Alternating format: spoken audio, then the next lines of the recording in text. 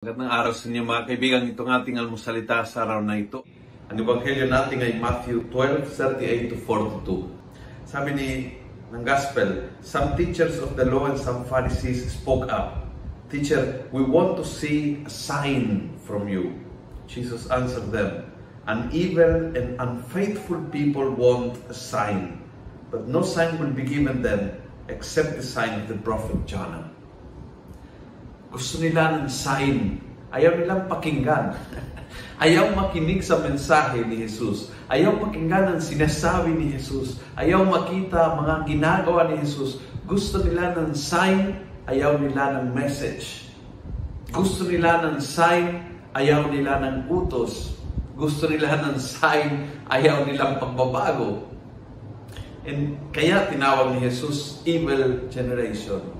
Hinahanap ang divine signs, but hindi pinakinggan ang divine word.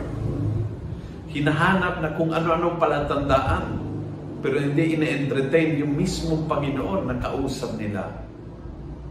Don't look for signs kung hindi mo pinakikinggan ang kanyang salita.